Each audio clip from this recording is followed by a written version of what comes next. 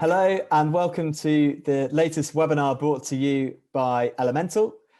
Today we're here talking about electric vehicles and the opportunities they present, but the challenges we're going to have of scaling them up over the next decade. And we have a fantastic panel of speakers to debate some of the issues here today, to look at the opportunities, but also the blockers and see what we can do to really help achieve the goal ultimately of getting to net zero, but also of getting to 2030 potentially, when we're going to have potentially all new electric vehicles will be kind of on the road. And we know this is an incredibly important issue. So I wanted to thank all the speakers who've joined me today as panelists. So we have Thalia, who leads the transport practice at Energy Systems Catapult. We have Doug Watson, who's a founding investor and board member of City EV. Daniel Brown, policy manager and EV lead at REA.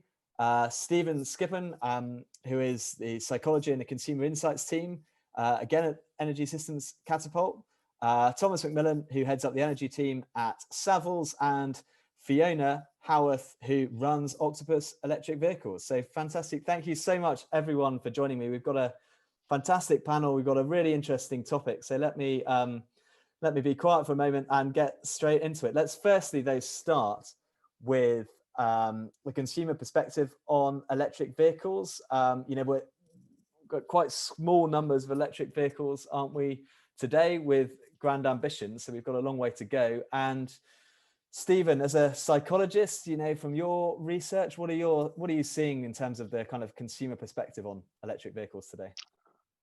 I think the important thing to understand is that there isn't a single consumer perspective. There are a whole range of perspectives, from the very positive that we hear from most people who have electric vehicles at the moment, to quite negative perspectives that we hear when we talk to kind of everybody else, when we listen to what everybody else has to say. There are a few studies that have been done. Probably the most recent is about 5 years old, so a little bit out of date, where large numbers of people have been asked about their attitudes to electric vehicles. Those types of studies are called segmentation studies because they divide the population up into segments that have similar views. So if we look at those, we find that there are a rather small number of people who are really innovative. And quite pro-environmentally motivated, and those people tend to be the people who are adopting electric vehicles now, and the people who will be adopting them in the kind of next tranche of people. Then there are there's quite a bunch, probably about 15%, of people who are quite optimistic about the prospects for electric vehicles, and see themselves as being adopters within the next 5 years or so.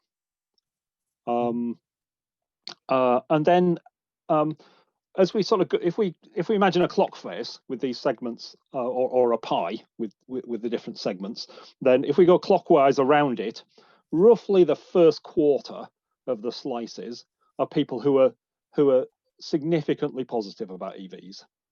And then there's a kind of the next half of the pie, so all the bottom half, are people who are quite pragmatic about EVs. So they'll adopt them when they think that an EV can meet their needs. Mm-hmm.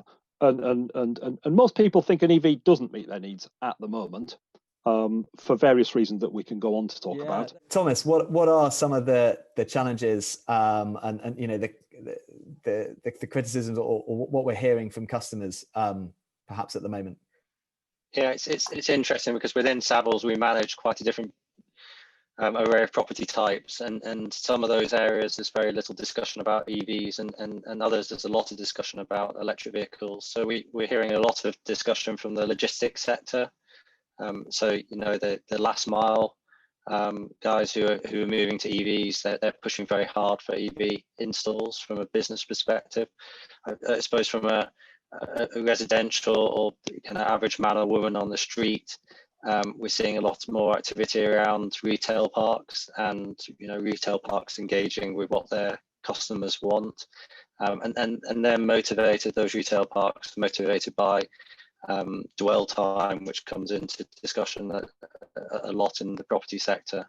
So it's hard to give an opinion in terms of the residential market, because that's being pushed by the planning system, and it's kind of quite a binary requirement that developers have to put in EV chargers, and we don't really hear from the customers that much. But we are engaging probably mostly around the retail sector and out of town retail in particular. Great. Okay. Thanks, Thomas. And Fiona, can I come to you to chip in there? Yeah, absolutely. So I think we've seen quite a big shift in consumer perception actually over the last few years. So if you think 3 years ago, there was a handful, if that, maybe like 4 cars that could go over 100-mile range.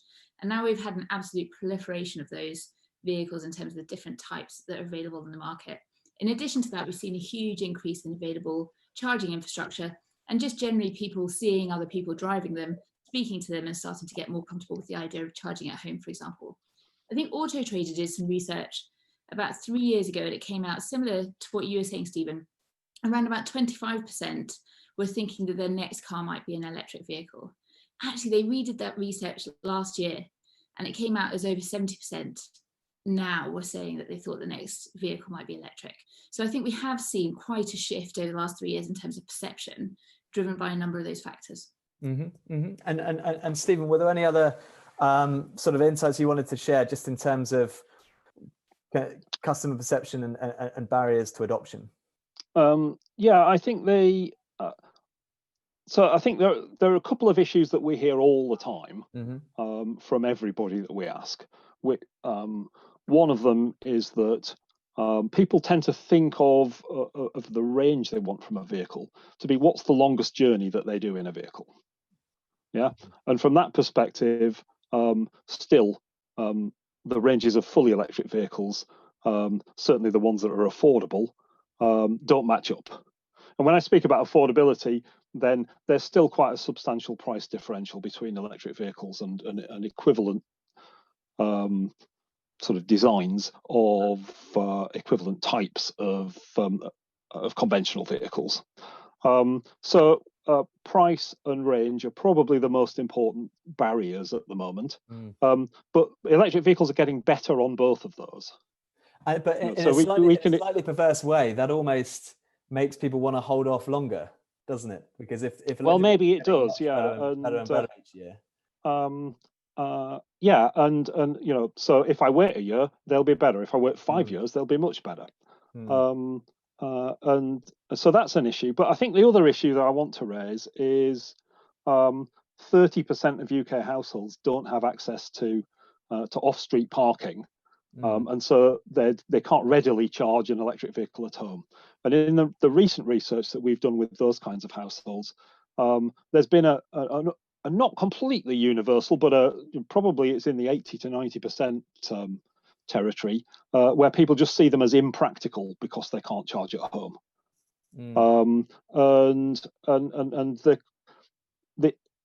What I hear from people in the various industrial sectors that are involved is, well, we'll solve that with on-street chargers. And our research has said people say, I live in a street where parking is really difficult, and on-street charging would make it worse. So, it would make the conflicts over parking spaces and the competition for parking spaces even more of a problem. So that doesn't seem to people who live in those kinds of households to be a solution. And I think we've got a lot of work to do in order to make electric vehicles accessible to that 30% of the population on the timescales that we're talking about before the government bans internal combustion engine vehicles altogether, the sale of them. Yeah? I think that's a really interesting point, Stephen, because it's a discussion at Savills that you look at this stats around EV charging. It's saying that destination charging is really single digit figures. And as a company, we're looking at that and saying, well, a lot of the properties we manage are destination properties, and we have the ability to put chargers in that can solve some of these problems. I'm really interested to see how the next 10 years do play out about destination charging, whether that's at the supermarket or at the cinema complex. or at a restaurant, you know, is that actually a part of the market that's just being overlooked, and that the stats, these early stats are distracting what could be more better long-term solutions than on-street parking? Actually, Stephen, just to pick up on a couple of those points there. So there's particularly around price, range, and I think the people with off-street parking. So around price, I think with electric vehicles, it's really important that we look at the whole life cost of the vehicle. And actually, it's not just around that upfront price that you might pay if you were to buy that outright. So let's take a couple of years ago, a Telegraph journalist actually pulled together a piece and showed that, say, a Nissan Leaf versus a Ford Fiesta, over the life of that vehicle, you save £1,500 at that stage by going with the Nissan Leaf over the Fiesta, because you actually had much lower fuel rates. So actually you can save 90% on your fuel costs, for example, from going from petrol to electricity. But then there's also lower servicing and maintenance. There's a lot less can go wrong. Let's take that step forward, and actually there are things around how you might take it on a lease, for example. And at the minute, the government has this amazing incentive essentially around low benefit in kind rates and salary sacrifice schemes. So a bit like cycle to work or childcare vouchers, they've unlocked this opportunity for you to pay for your electric car out of your gross salary, and people are saving 30 and 40% a month on those rates by taking it on a salary sacrifice scheme. So that in addition is just layered on additional incentives and makes actually going electric even more competitive, in fact, much more competitive than the petrol equivalents. So I don't know if the price argument does stack up anymore, albeit the list price on the websites might be higher. Yeah, it's a good point. It's a good point. So I think if I could just respond, if I could just respond for that briefly. There's a lot of research that shows that in fact consumers, in terms of car purchase, don't look at total cost of ownership. They look at upfront price. Yeah, I completely agree. And I think that we probably as an industry have a responsibility to be able to re-educate people in terms of looking at that, so that they are saving over the life of the vehicle or over the life of the contract, and not just thinking about that upfront price. So actually we're facing big climate challenges. We've got 40,000 people dying prematurely every year from air pollution. We as a country need to take an action here. And actually, although the car manufacturers might make more money from selling petrols or diesels, we need to shift that thinking and help us communicate in a different way, which is the right thing for the consumer.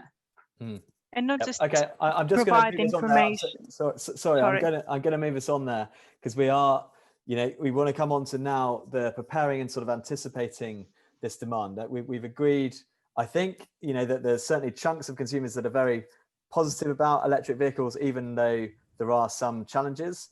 But, you know, in terms of actually what are the other challenges about preparing and anticipating that kind of demand, maybe we can talk a bit more about, you know, what the government role should be in that, or what you know, challenges we have around charging and the charging network. And I'm going to ask Daniel if you'd like to comment on that, and then Thalia as well, if you could contribute, if that's all right.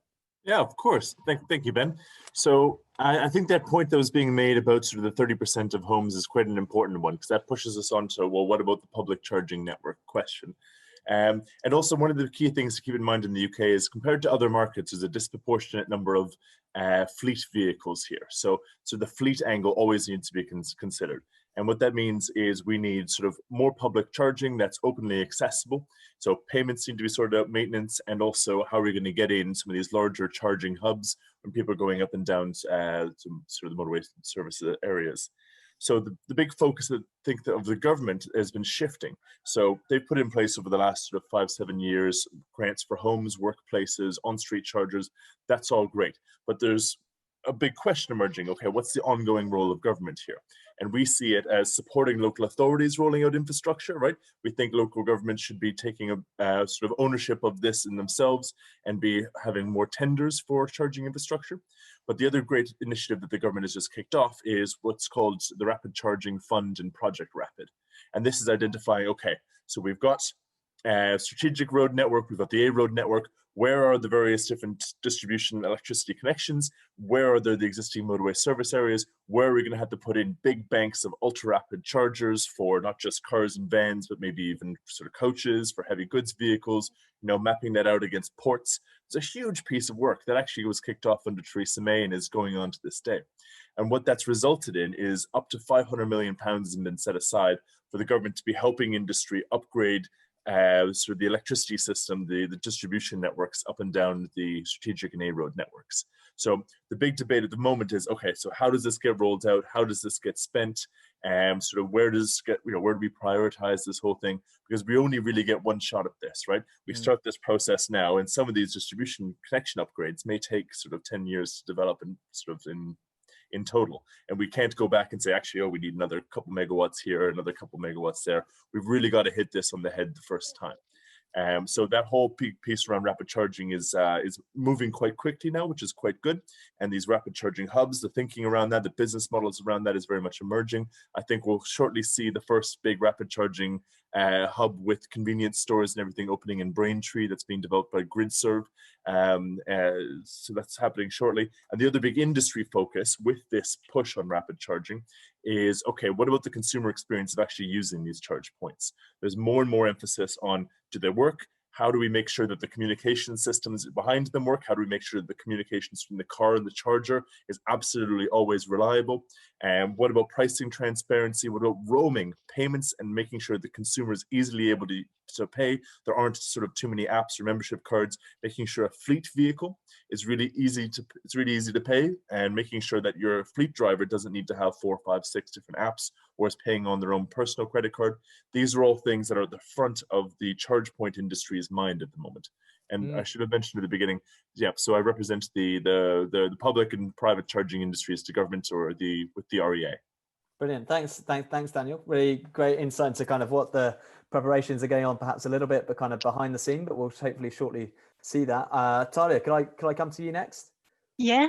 So just to add on a few points that Daniel made about local authorities and developing that public charging network, and how do we enable local authorities to make that transition, to make the planning, how to provide them the right tools and information to understand demand, understand their consumers, understand where peaks might occur, what would be the charging patterns, but also see how maybe changes in mobility as a whole will affect it. So if we, in the world that we move to a mix of active traveling, for example, and also mobility as a service offerings are starting to materialize, then how would that affect public infrastructure that would be needed? What would be those locations that we would then need to have infrastructure to support those vehicles as well?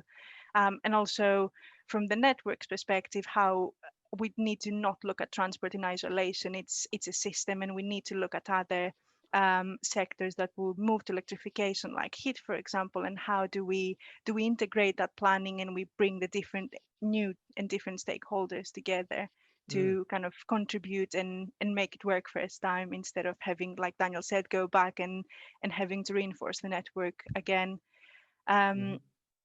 Another point also around open data. Daniel, I think you touched on that, and also how do we make transparent and data, and how do we ensure that flows from between the different system actors, but how do we use that to develop new business models? So and to allow kind of like new businesses in the EV charging space to be profitable and to be able to meet consumer needs as well. And let me bring in Doug as well.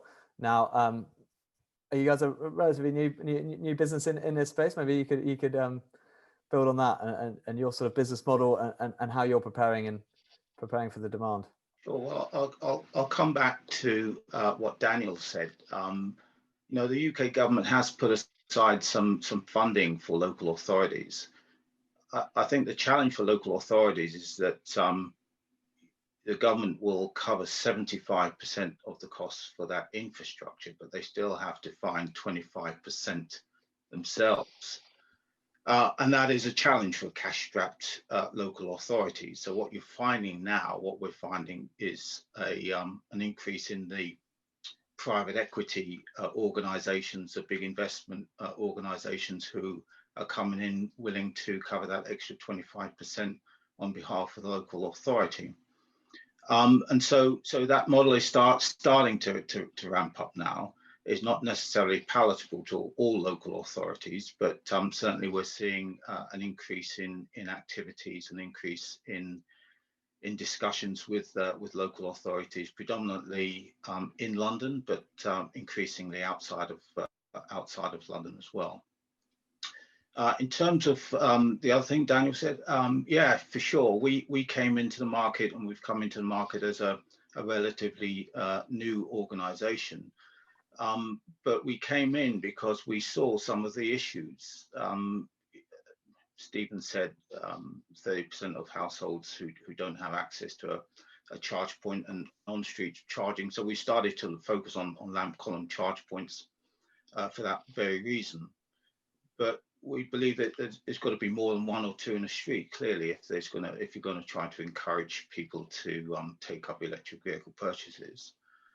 So all of that with open data as well. So absolutely, you can't make it difficult for a consumer to charge your vehicle on public charge points. You can't have a club-based mentality, and actually the government has done a good thing in stopping that. So all charge points now, all new ones, have to be open to open charging. So we support that.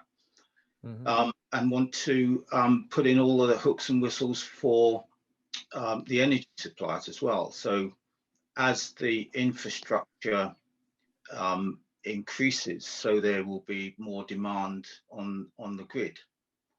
And instead of thinking about upgrading, we're also trying to work with the DNOs to say, look, why don't we try to use the data that we're gathering from those charging sessions and feed those back to you, so that you can then start to look at the local transmission networks, the substations, and we can start to work in collaboration, so that it does improve the grid efficiency.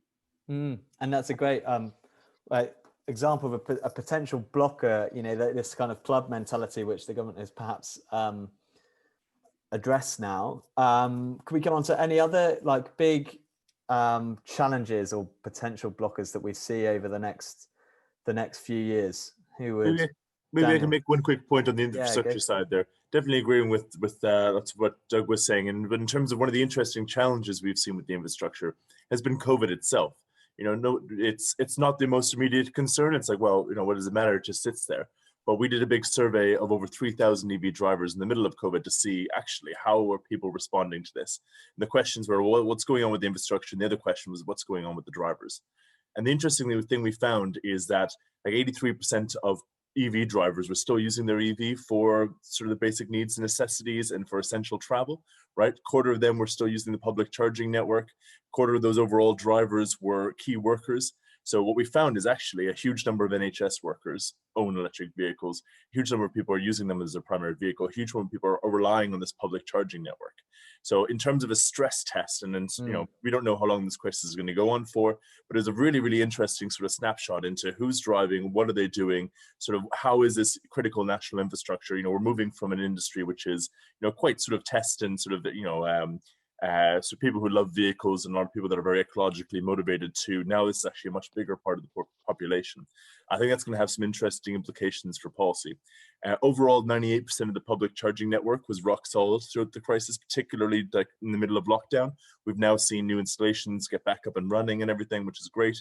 But interesting, there is that 2% that actually wasn't accessible to drivers, and that's only about 400 odd charging stations, public charging stations, but some of them were actually quite key, in hotels, and all of a sudden there's a barrier in pubs, and there was a barrier that was put across where nobody was in the pub anymore, so you couldn't use a parking lot, private parking lots as well. So I think working through some of these issues in case of another sort of big crisis is going to be quite an important thing. But in terms of where we're going as an infrastructure sector, I think we've learned a lot about ourselves and sort of how the level of resilience in the sector from the COVID crisis. Great, thanks, Daniel. Could I come to maybe Thomas, just to talk a bit about the impact perhaps on the grid that we're going to see as well, from this sort of scale up and particularly new developments. Maybe you could talk a little bit about that. Yeah, well, within Savills, we work a lot at the front end of development sites, whether they're greenfield development or brownfield development. And I've got a project at the moment where there's 3,000 residential units going in. And for a traditional building, that wouldn't have electric vehicles and would have gas heating, we'd be looking at about 5 megawatts of grid connection for that. As part of the planning process, there's a planning condition on that site where the developer is required to put in 750 chargers. So if you put in 750 chargers, 7 kilowatts each, that's effectively doubling your grid connection for those properties. And what's more is that site has to put in heat pumps as well. And again, that's adding on another 5 megawatt. So the developer's now looking at a 50 megawatt connection rather than a 5 megawatt connection. And prices vary a lot depending on where you're connecting into the grid and what you're trying to do. But for that site, that's the difference between about £3 million, as it would have been a few years ago, to more like £10 million now. So significant investment to deliver the electric vehicles. And sadly, there then becomes a debate about, well, what do we cut out of this? We can't afford that. There's an affordability discussion. And do you start to take away the heat pumps, or do you start to take away the electric vehicles? In a perfect world, you'd have a balancing system where everything's much more integrated. But at the moment, the discussions with the DNOs tend to be quite binary, in that they take a worst case scenario. They assume that the electric vehicles, the heat pumps, all the other electrical needs in the building will all be on at the same time across the whole estate, and that leads to this trebling of the grid infrastructure. There then becomes a debate about, do you have community shared EV infrastructure rather than infrastructure that's owned by each homeowner? And there's a lot of work to be done in this area to work out the best ways forward. Yeah, there is. Fiona, do you want to pick up on that kind of point around sort of smart and flexible charging? Exactly. So I think, to Thomas's point, if you're assuming you're going to have all the lights on in the house and you're going to have EV charging and heat pumps all running at the same time, absolutely, that's going to create a huge demand on that local connection. But then if you extrapolate across the whole UK, of course, that's also going to have a huge impact. So worst case scenario, you take the 10 million EVs we might have on the road by 2030, you plug them all in at peak time, you're going to more than double our consumption during that time. Now, that just doesn't make sense when our generation and wind generation might be in the middle of the night, the infrastructure is underutilized while we're all sleeping. Let's just charge up our cars then. So actually what we've done is we've started to release time of use tariffs, so dynamic pricing, where actually in the middle of the night we do have less expensive tariffs, so very simple ones where you might have a set window of a very low price, or alternatively even ones that follow the market price.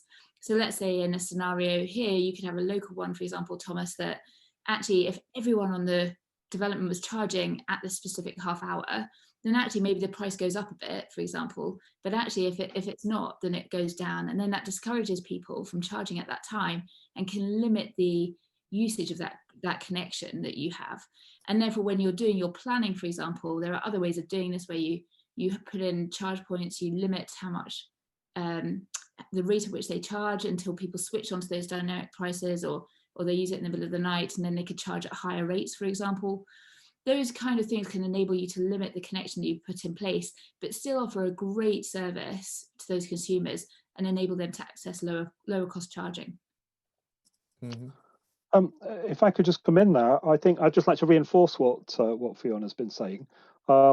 We, a couple of years ago, did, up to 18 months ago, did a quite large-scale trial of various forms of smart charging with what we called mainstream consumers, so people who haven't yet got an electric vehicle, just to give us some information about what might be the effects of smart charging, how effective could it be when electric vehicles go mainstream with people who don't yet have vehicles.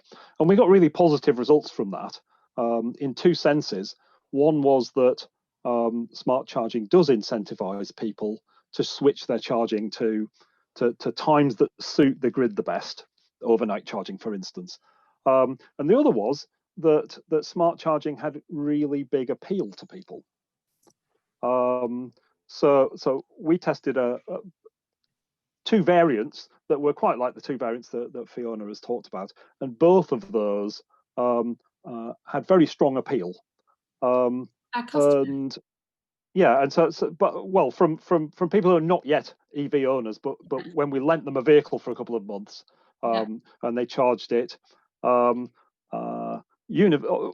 of 90%, 80 to 90% of people were saying, oh yeah, we definitely want to charge our vehicle using a smart charging tariff, which is a fantastic result because it says the smart charging appeals to people and works from a grid point of view. So yeah, I think that it's got to be the future for addressing these local problems of local peak loads, and also at the national level addressing supply and supply demand balance. So yeah, it's got a major part to play in the future of electric vehicle charging. At the moment, we still don't know perhaps quite enough about what's the optimum way of devising a smart charging tariff. There's still work to be done there, particularly when we think about future tranches of people who might start to adopt electric vehicles who have rather different motivations than the present users of EVs. But I think we'll get there. That's great. That's really interesting. Let me try and throw our minds forward a bit. What's the ideal roadmap now? If we're being really positive, Thalia, maybe I could come to you to give us your kind of wishes first. Like how do you see kind of the roadmap over the next few years? I think there should be a focus primarily on providing the infrastructure, the charging infrastructure, also something that Fiona touched on previously about providing the right information, I guess, to consumers, to making sure that we've got that clear message about the overall, the lifetime costs of EVs, also about where they can get that information and kind of, encouraging consumers, I guess, to make the change, especially since we see that lots of people would think into buying an EV for either the next second or first household vehicle as well. Also then changes to the flexibility market, I guess, into how we can feed that benefit that EVs can offer back to the consumer. How do we then allow them to benefit from owning and charging an EV? But I think the public infrastructure and making sure that we've got the right players into the market is a big one, and looking at it from a local council perspective, but also motorway charging, understanding maybe demands of fleets, and looking how we can do that migration. Obviously, a lot of miles are driven by fleets, and then potentially start looking into different markets as well. Interesting. Could I bring in you, Doug, maybe to go next on that in terms of the roadmap? Do you have a slightly different perspective, maybe? Yeah, slightly, and maybe it's something that Fiona may wish to comment on. So why not put a meter? At the moment, it's illegal to put a meter behind your consumer meter, which would, in my mind, restrict the opportunity for an energy provider to provide a EV tariff for your car specifically. So as a consumer now, you can change to Octopus, for example, because you think they've got great rates and you've got an EV. But if I wish to stay with EDF but have Octopus as my supplier for my EV energy at home, and when I take my EV elsewhere, I can't do that. So perhaps having a more relaxed regime when it comes to meter provision could also support the growth in this area. So it'd be interesting to hear what you have to say on that, Fiona. Yeah, I mean, my understanding is there's development going into smart meters so that you can essentially do that kind of thing. I wouldn't be surprised if we do see that come in the next few years. I think we try to offer tariffs that have a blend of, great rates when you're using it at home, but also gives you great rates for your car overnight. And actually we find that people take advantage of those great rates overnight with their washing dishes, their dishwasher, and they put on their clothes washing as well. Or we've even heard actually some of our rates, they follow the wholesale market price, and sometimes the wholesale price goes negative. So in fact, overnight on Saturday, we had negative pricing. So people were literally being paid to fill up their cars. And we found that people were timing their dishwashers and things to go on at that time too. And when we've seen that in some bank holidays at 7 a.m. in the morning, kids have been using it as an excuse to use the Xbox because they'll get paid to use the electricity. So we definitely see that people are using advantage of these off-peak tariffs, and actually those off-peak tariffs we'll find, I think, will be relevant for decarbonising our heating systems and all that kind of thing, to try and incentivize people to use it at the right time. So people like Thomas and those kind of facilities actually have a much lower peak. So we've seen with our agile tariff, the one that follows the wholesale market price, the EV drivers dropped their peak by 47%. It's a huge drop in their peak consumption because they shift their usage into the off-peak hours, which is just brilliant. And actually, if, you know, again, those consumers, those drivers can do that at a development like Thomas's, that's a much better proposition for that development and for the connection that actually you might need at that location. But it's still the great consumer experience that you can offer. I think, just to build on your question, Ben, though, in terms of what we might see, I think we will see a load more electric cars coming to market. We're seeing them being launched all the time.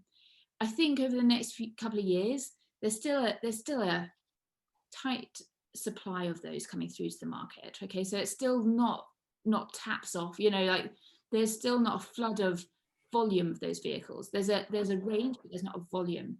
And I think actually what we really need to do, we're on an international stage competing for these vehicles because there's a limit of how many are being made at the minute. It takes a long time for the car manufacturers to ramp up this production. So we need to make sure that the UK is a place where we want to bring those vehicles. And I think, to be honest, the more vehicles we are, the more that we'll learn about the behaviours, and then we'll react and put in the charging at the locations where we need. So I think, you know, there are people that are thinking about, should a cinema complex have some charging? Should it be at the supermarket? Should it be on street with lampposts? Do you know what? We will solve those problems very, very quickly, because we'll put in a couple of them and we'll see that they're being completely used all the time, and then we'll put in a load more as well. And I take the point that, you know, you need to think about those grid connections, but there are grid connections in certain places which we will utilize, and then we'll find other smart ways of doing it as well. So whether it's smart charging or even putting batteries alongside it, there's a lot of technology now being developed to have standby batteries that fill up on slower connections so they can deploy at much faster rates to the cars and that kind of stuff. So I think make sure that we've got that supply of vehicles, and then we'll see all the charging stuff fall into place. And I think also the local authorities will find that they get a lot more investment very quickly if they've got high utilization of those chargers too. Yeah, for sure. Brilliant. Daniel, maybe I could go to you next. For sure. So just on some of the points I think Doug and Thomas were making, in terms of where we're going with all this, Ofgem, the energy regulator, is doing a big EV strategy at the moment. I think they actually are quite open to, okay, how is this going to work? So they are listening to ideas around, okay, how do we deal with some of these grid issues? How do we potentially sort of further innovation in the electricity supply space? So this can be a window, so the movement towards electric vehicles, to be shaking up a bunch of other things that are going on in the electricity market and crowding in more renewables, which is quite it's quite an exciting moment actually. On terms of what Fiona was saying, I completely agree. Vehicle supply is a big thing, and we do have a big date that's coming up, which is sort of the 1st of January, 2021. What's that going to look like in terms of the UK relationship with the EU? And regardless of whether or not there's a trade deal in place or not, there does need to be some quite coordinated thinking around how do we continue to incentivize electric vehicles? What new market mechanisms are available for us now that we've left the EU fully to be incentivizing EV deployment here? How do we build a supply chain for batteries, but also vehicle assembly? And then the last one is recycling. And the Faraday Institution did a really interesting note on this, that actually the batteries in electric vehicles are getting used more and more and longer. They're lasting longer than anybody thought. And then we've got all these second uses, right? We connect them to the electricity grid as standalone energy storage. We help balance sort of renewable power demand and supply. But eventually, these batteries will come to the end of their life, but we can recover a lot of the material that's in them. So we've got about 10 years to start saying, okay, we're going to have a stack of batteries coming down the pipeline. There is going to be a responsibility on the manufacturers to do something about those batteries. How do we create some local sort of recycling facilities as well, and be recovering some of those elements? So there's quite a moment here for us to be thinking strategically how we position ourselves. I think there is a lot of that thinking going on in government at the moment. Absolutely, a brilliant time for it. So I'm going to ask all of you guys, our panelists, I want to thank you so much for joining today, but ask you guys for a final kind of closing thought, a key takeaway message that you'd like to leave our audience here today with. I will try and cut you off at 30 seconds because we only have a couple of minutes left. Who would like to go first with the kind of key takeaway message, or one wish that you might want for the people to take away? Well, Ben, from my side of things, within Savills, we're seeing a lot of activity around the zero emission zones. And I really like the way that that's stimulating focus and discussion around electric vehicles and having to put infrastructure in. So I'd like to see more of those rolled out quickly and cleanly. And I think that will stimulate a lot of positive investment into EV infrastructure. Okay, great. Thanks, Thomas. Fiona, do you want to go next? Sure. I mean, my kind of key thought would be to remain agile through all of this. So I think that we now have developed a world, we live in a world where we can change very quickly. In fact, our reaction to the pandemic itself has been a really clear example of overnight, we've all started working from home in a world which we never thought would be possible, but we completely shifted our behaviors. So actually, in a world where we are looking at these cars, we can still remain agile. We're going to learn a lot more over the coming months and years. And actually reacting to customers and putting customers first at everything, that's going to be the most important thing. Absolutely, Fiona. Maybe Stephen, I could come to you on that customer point. Okay, perhaps I could just pick up on one thing that we haven't talked about, which is the road. We've talked as if there's only one type of electric vehicle, a fully electric vehicle, but actually there are two. So in addition to fully electric vehicles, there are plug-in hybrid electric vehicles, which have both an electric powertrain and a conventional petrol engine and fuel tank, and they go much shorter distances on their electric powertrain than a fully electric vehicle does. At the moment, and over the past few years, they've been outselling conventional fully electric vehicles, and they're seen by most people as a kind of transition between the world now where we're mostly internal combustion engine vehicles and a future world of fully electric ones. But we need to understand what role are they going to play, and what role are they going to play in terms of impact on the energy system. So I think more thought needs to be put into that when we make this transition towards fully electric vehicles. Okay, great. Thanks, Stephen. Maybe Daniel, would you like to go next? One big thing, sort of from the infrastructure side of things, is probably just the consumer experience of using all this infrastructure. And the other big infrastructure thing would be collaboration. And I think, so I've been working in the renewable sector for 5 years now, and electric vehicles have brought together all the various different industry bodies and all the various different sort of people around the table, all the fleet operators, people that run grids, sort of consumer groups, everything else in a way that we haven't seen in a long time. And I think it's quite an excellent thing, actually. And I think just continuing that sense of collaboration and sort of like working together, I think that's going to be at the heart of where we go in the next couple of years. Okay, great. Thanks, Daniel. Doug, and then Thalia, you can close us off. Yeah, standards. I think just again, coming on to what Daniel said, getting standards in place that allow manufacturers to work together is a good thing. One thing I mentioned earlier, which was trying to work with the DNOs in order to sweat their existing assets using data smartly in order to help them to provide infrastructure such as Thomas can have very good quotes. I think it's very good that we can try to work with those guys using data from our systems to help that feedback loop. But it's all about air quality, right? It's why we're all in it, right? For the environment and air quality. So I think to allow us as an industry to feed back the air quality improvements that we're making at a national level would be also useful. Okay. Thanks, Doug. And Thalia? Yeah, I think as a probably summary, that we've mentioned quite a few different stakeholder groups. We mentioned charge point suppliers, we mentioned networks, we mentioned consumers. I think it's quite important to take probably a step back and take a system view to understand where the dependencies, I guess, and how we can solve the problem and benefit everyone involved to build on the momentum that is happening and that we see kind of like EV numbers increasing, but yeah, to be able to take that system view and understand problems quite early on and allow, I guess, allow new businesses to enter the market and solve problems that are coming up.